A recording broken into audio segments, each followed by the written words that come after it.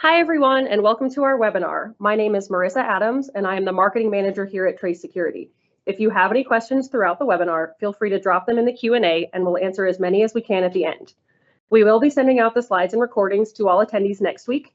And to get us started, I want to introduce Trace Security and give you some background on our expertise in information security. With over 20 years in business, Trace Security is a leading provider of cybersecurity and compliance solutions. Our company was founded on February 18, 2004 to help banks and credit unions protect their customer and member information and comply with GLBA, FFIEC, and NCUA requirements. Since then, we have served over 3,000 organizations across the United States. Our comprehensive suite of solutions allow organizations to manage their information security program through IT risk assessments and audits, social engineering, penetration testing, security training, and more. At this time, I'd like to turn things over to Gavin Debetaz and Justin Brose, two of our information security analysts, who will be talking to you all about securing your external attack surface. My name is Justin, and I am the information security analyst that started with Trace Security as an intern in 2020. I've worked my way to a full-time position here at Trace Security, and I currently boast certifications such as Security Plus, EWPT, which is a web application penetration testing certification, EJPT, which is a junior penetration tester certification, and AWS Cloud Practitioner. My name is Gavin. I'm also an information security analyst here at Trace Security, who started as an intern in 2019.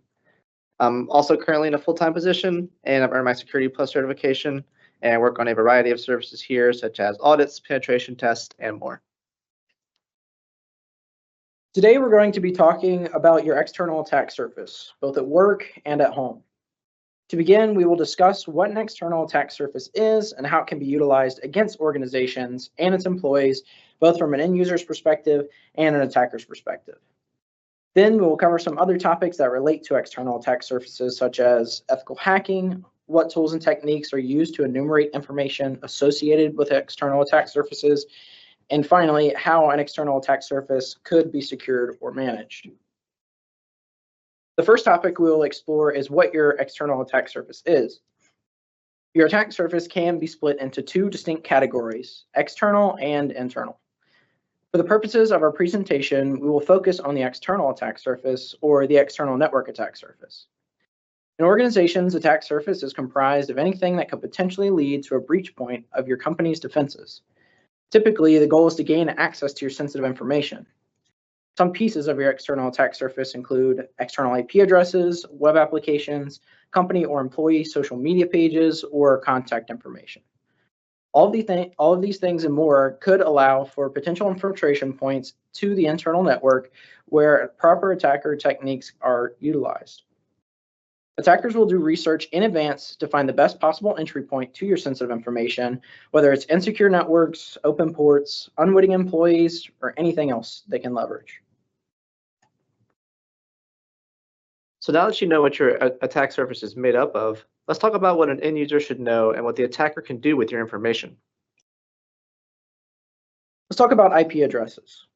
To start, let's identify what an IP address is. An IP address can be thought of as a home mailing address. Each home is allocated a unique mailing address to ensure that mail is effectively directed to the proper location. The internet works in a similar way. IP addresses stand as unique identifier for a particular machine connected to the internet. Furthermore, there are two types of IP addresses, ones that can be seen or identified on public internet, also known as external IP addresses, and ones that can be only seen by an organization who owns them, or internal IP addresses. External IP addresses are sensitive bits of information. The reason being is that anyone can send traffic or information to an external IP address once it has been identified. Because of this, it opens up that particular device to potential enumeration for vulnerable services or information. In this case, enumeration can be defined as the act of identification of services and information. That leads us into our next point. Why should an end user know about this information? There are two reasons why an end user should know about IP addresses. The first is that more understanding someone has about services or functions that they are using, the more likely they are to think critically about using a particular service. In this case, clicking on a link or visiting strange websites. The second reason is it gives an end user an insight on what information an attacker could potentially enumerate if they were to fall victim to some attack. With that in mind, let's explore some ways attackers can utilize these IP addresses.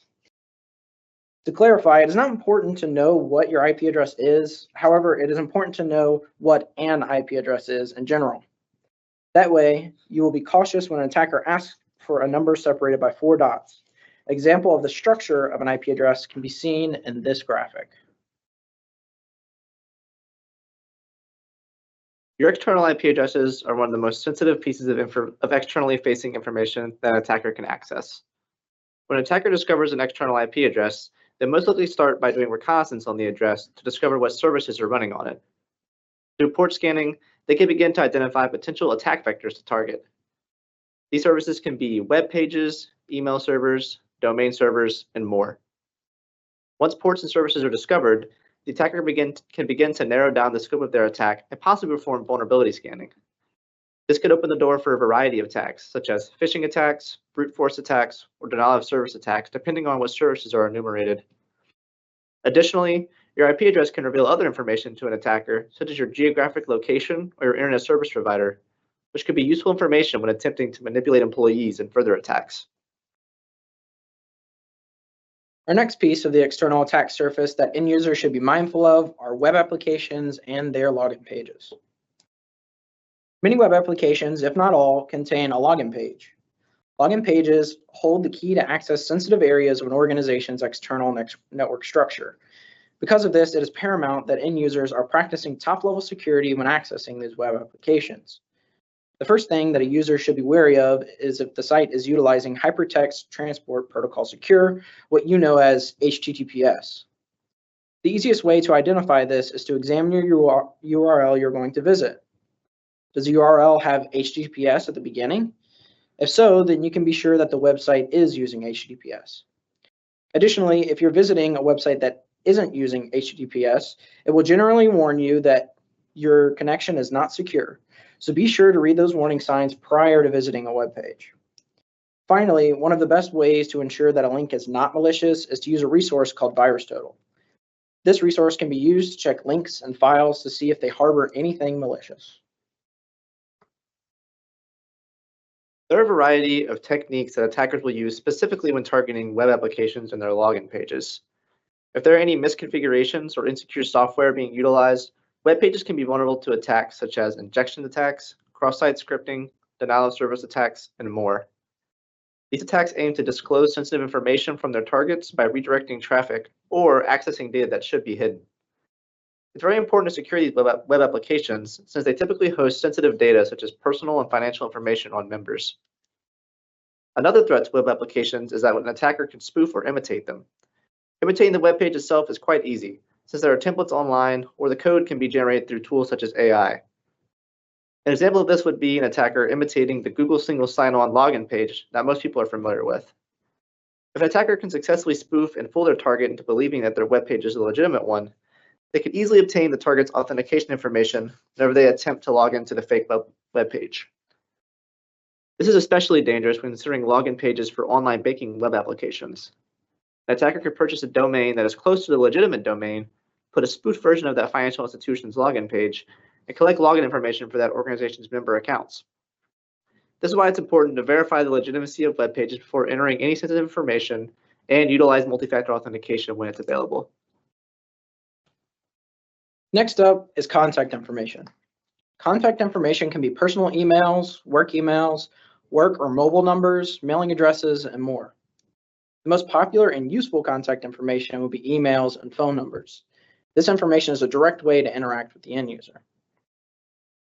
Because of this, it is paramount that an end user should do anything they can to keep an attacker from contacting them directly.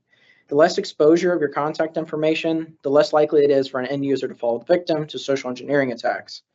With that said, an end user should refrain from providing their emails or phone numbers on the public internet where possible. Some places where this contact information can be found is LinkedIn, a company's website, or social media sites. In our next slide, we'll explore how an attacker may utilize this information to potentially extract more sensitive information from an end user.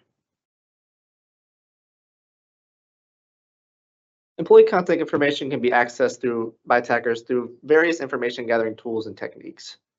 If email addresses or phone numbers are found associated with the organization, they can be used as targets for social engineering and pretexting. This information can be found through social media sites and web scraping tools, but there's a lot of valuable information that could be found just on organizations' websites, notably for higher ups in the organizations. These targets, sometimes called whales, are high priority targets for attackers to attempt to exploit or even imitate in certain situations. Whales could include C-suite employees such as your CEOs, CFOs, CIOs, or even other just high-ranking employees such as managers or IT directors. A clever attacker could use these employees' email addresses and their full names as name drops for a phone call or to make a spoofed email appear more legitimate. Next topic of discussion is social media. Social media seems a place to post updates about one's life, experience new things virtually, or even keep tabs on old friends. However, this information is highly vital to an attacker. Because of this, end users must be careful of what they're posting on social media. Think about how it may be used against you in other parts of your life. A great way to be a bit more secure is to make your account private and only allow those you know to follow you. This will help mitigate the amount of information that is available about you on the public internet. In the modern era, it's almost impossible for business to avoid using social media completely. Social media pages can provide important business information to your customers, like hours, locations, updates, and more. Out of necessity, business pages basically can't be private, making it even more important to watch what's shared there. The types of sensitive information that attackers would be concerned about on social media pages includes employee names, job titles, IT equipment and software, or details about the organization's clients and vendors. Posting on websites such as LinkedIn or Indeed can also disclose sensitive information on the organization's resources, such as their tech stack through job listings for IT positions. Your tech stack is the set of software and hardware solutions that your company uses for day-to-day operations. Things that you would want a new candidate to be familiar with, but you wouldn't want to publicly disclose. For example, if you post a job listing for an IT position for someone who has experience with Microsoft Azure, an attacker would know what cloud solution your organization is using. It's best to have these conversations during the interview process instead of posting them in your public job offerings. Attackers can use anything to further their attacks, from employee names to vendor information, or even physical locations and layouts of your office building. Knowing employee names can lead them to your personal social media accounts, which Justin's going to talk about now. An attacker can analyze an end user's personal social media account to determine small bits of information about him or her. Some of those things may be what your favorite college or professional sports team is, what hobbies you may have, where you might have graduated, etc. This information could be used against you to determine a most likely password that you would create, or could allow the attacker to formulate a targeted phishing email template that may just work on the researched end user. Some more ways an end user could be exploited with the public information are what restaurants you like to frequent for lunch, what cell phone provider you use, and what online stores your email address has been registered to.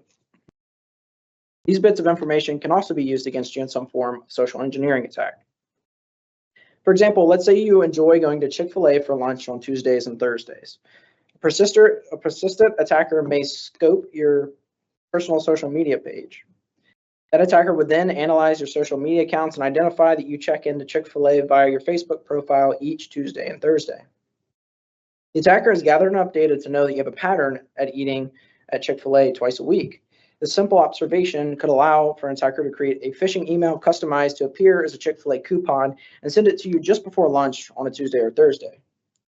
You, being hungry and a creature of habit, click on this coupon to utilize at your bi-weekly Chick-fil-A visit, and just like that, you've been compromised and the attacker has a potential avenue to enter your organization's internal network. Since we know now how attackers will exploit your external attack surface, let's talk about how the same information is used in ethical hacking to prepare your organizations against these type of attacks. To begin this section, let's ask the question, what is ethical hacking? Ethical hacking is the act of lawfully identifying weaknesses in an organization's security structure. This can take many forms, such as network penetration testing, a test of an organization's network security, social engineering, a test of its security within an organization's personnel, and web application penetration testing, a test of an organization's web application security structure. All of these tests have one thing in common. They want to identify any weak points in the external attack surface that allows access to an area or function that should not be accessible through public means.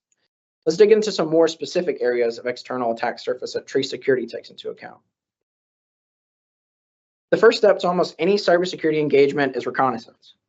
The same way that attackers do research in advance, our information security analysts spend time online trying to find ways to exploit you and your company. The first path to exploit is through domains. Each web page or IP address may have branches off of the original site. These are known as subdomains, which can also hold information that is relevant to the site but deserves its own section. For example, we have tracesecurity.com as our domain and webinars.tracesecurity.com as a subdomain. Both are under tracesecurity.com. The webinar subdomain serves to provide the end users like you with access to our upcoming webinars. Tracesecurity.com provides you with the main functionality of our site, such as informing you about our social services and keeping you up to date on security with our blog.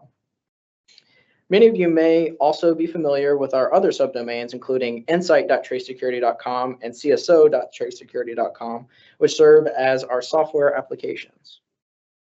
For a threat actor, more domains means more potential entry points or more chances for weaknesses. With that said, it's important to secure each subdomain as best as possible to avoid a chink in the armor of your externally facing network security posture. Another potential entry point is through your credentials.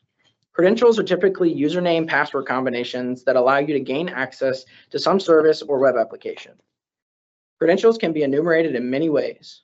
One particular way that it can be enumerated is through data breaches. A site that utilizes data breaches information is dhash.com. Here you can see an example of the site. It provides our analysts with username and password information on particular domains or emails that have been found in data breaches.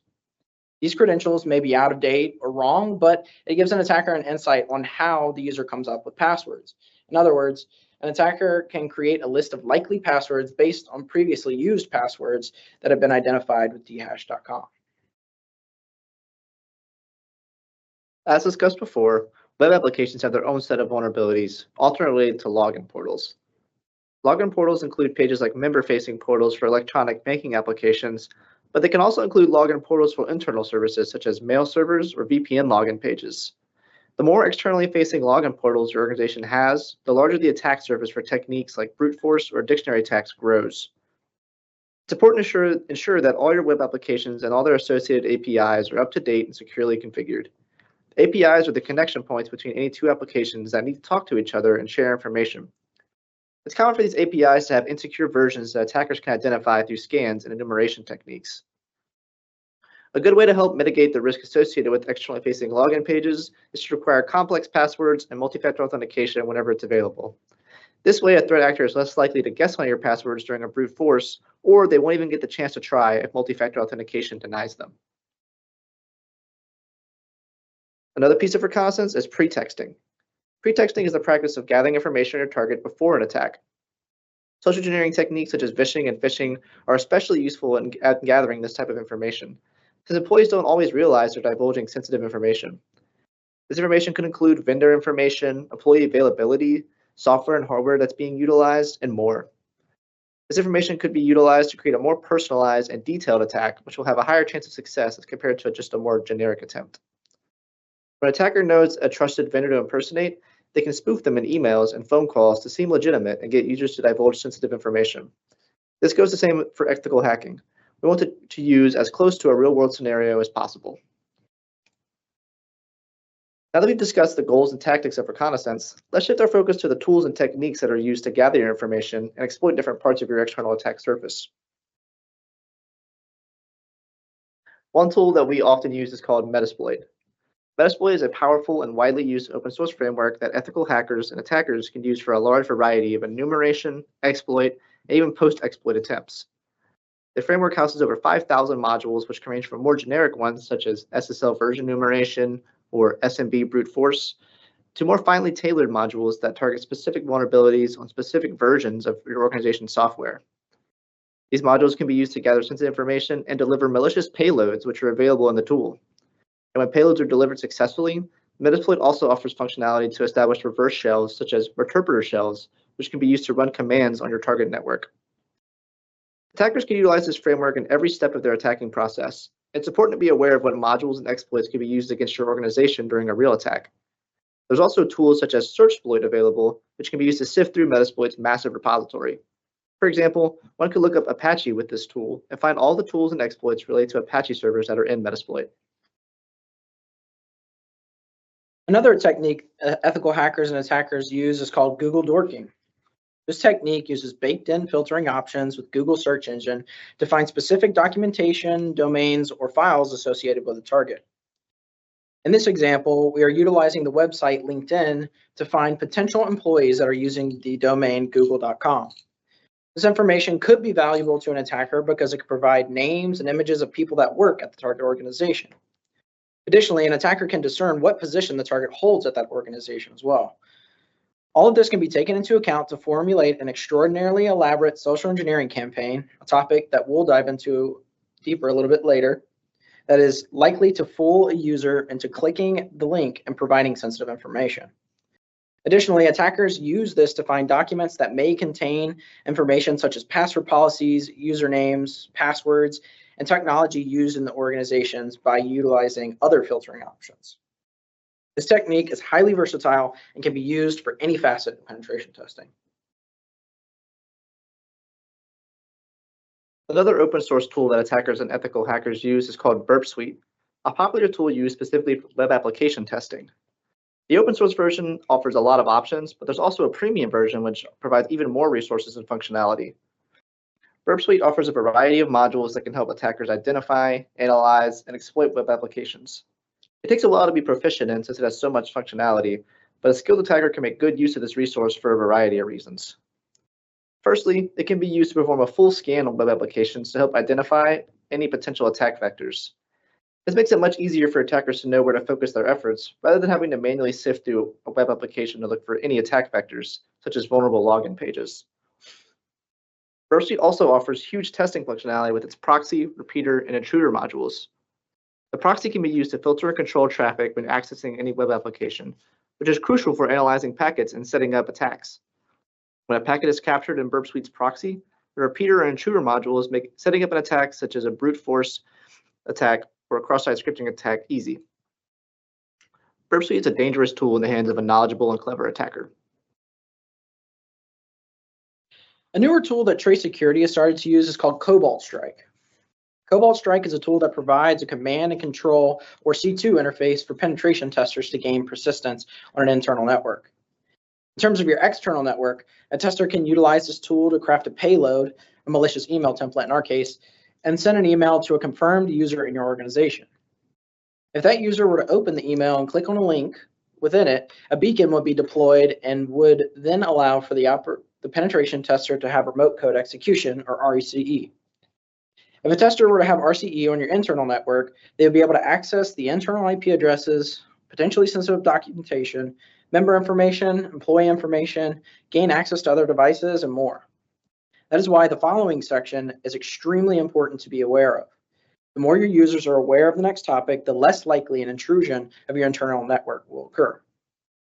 One thing that Trace Security would like to note is that anyone wanting to use Cobalt Strike is highly vetted before being allowed to purchase the toolkit. With that said, it is unlikely that any malicious actor would be able to utilize this particular framework. However, there are open source toolkits that allow for similar functionality, like the previously mentioned tool, Metasploit. A very common and effective tool that attackers and ethical hackers use is social engineering. This is because your employees are your most insecure link in your chain of external security. We mentioned previously that pretexting is important. That's because it's the vehicle by which social engineering attacks are delivered to you. Social engineering comes in different flavors, such as emails, phone calls, and text messages.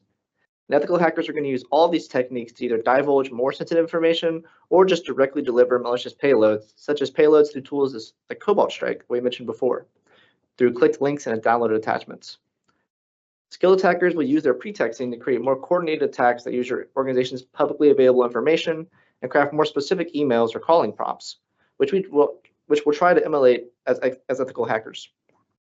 For example, sending a phishing email that imitates your internal software, such as Salesforce or DocuSign, will train your internal employees to more effectively recognize real phishing threats.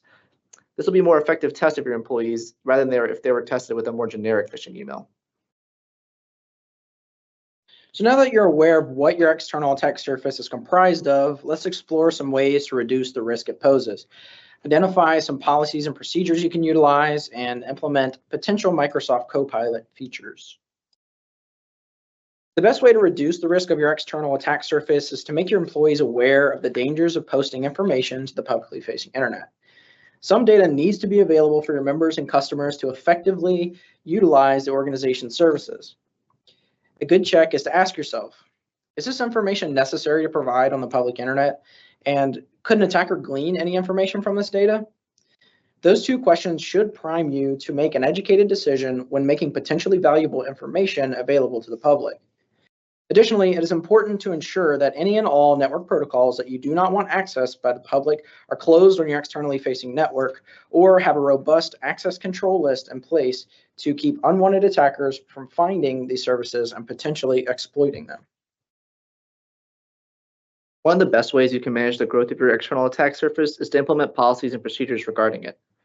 A good place to start is having your employees sign and acknowledge an employee handbook that outlines acceptable behaviors for activities such as social media posting, email usage, and internet usage as a whole.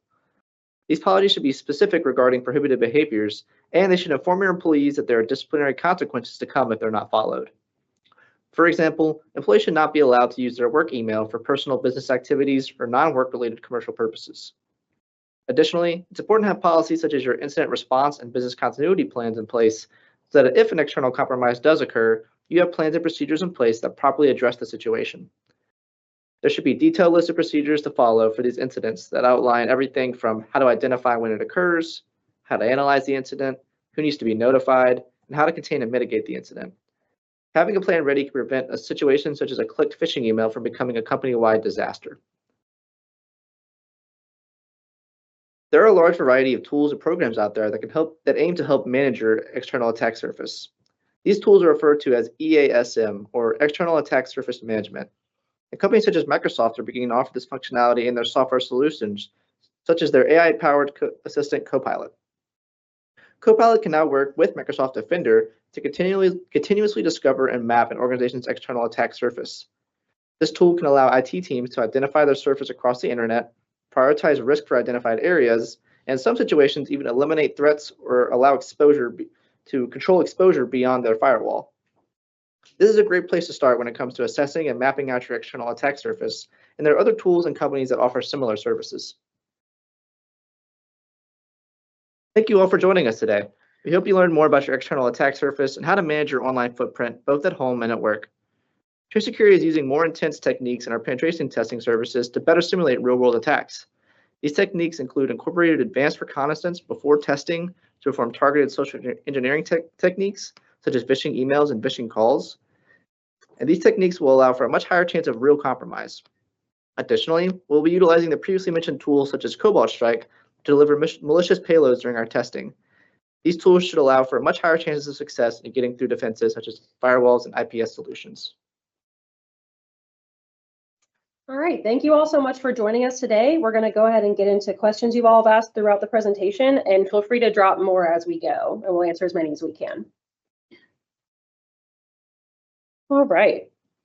So first up, someone asked if root domains and subdomains have the same IP addresses. Yeah, I can take that one. No, they are different IP addresses. The domains are related, but they typically do not share resources or IP addresses. And is there any specific area of your external attack surface that's considered the most vulnerable? Yeah, I'll take this one. I'd say anything based around human error, such as like social engineering and pretexting. That's definitely what's going to be your most vulnerable, because you can configure your software to be as secure as you can, but your employees are much more likely to make that mistake. Does Trace Security do anything to assist with external attack surface management? Yeah, several of our services actually assist with the identification of your external attack surface and prioritizing risk management activities based on severity. This would include our firewall configuration reviews, our external penetration tests, especially from the black box angle where you're not being whitelisted and allowed access, and even remote social engineering testing for your employees. If you'd like to get in touch with our team, we can help determine what would be most beneficial for you and your environment. Okay. Do you have any advice for testing employees to recognize phishing better? Yeah, we recommend that you make those tests hard to recognize. In other words, don't make it a checkbox. If you make it a checkbox, then you're not really testing the employees at that point. Yeah. Do you have any examples of that? Yeah, I think a good example is I like to tell people to be a nuisance, be almost like a pest within your organization. And for example, if you have a food or a restaurant that employees like to visit right by the office, use that as a phishing template rather than a more generic place. Or if you know that you guys utilize a certain software for your pay stubs, utilize that as a phishing email rather than a more generic like Amazon coupon. The harder that you are on your employees, the more prepared they're going to be for real world situations. All right, and are there, can you give any examples of recent attacks that were compromised via their external attack surface? Yeah, so I think this made a bunch of headlines, but the MGM situation that happened earlier this year, I believe that was related to a phishing attack. That's how the whole thing started to unfold. So there's definitely, a lot of the ransomware situations that happen too. They don't disclose all of it, but a lot of it comes from clicking emails or downloading attachments. So when you hear those buzzwords like ransomware, it's easy to try to prepare for that. But in reality, you have to prepare starting with social engineering because that's where it's all starting. All right, it looks like that is all the questions we have today. If y'all have any additional questions, feel free to email us or give us a call. And thank you all for joining and have a great rest of your day.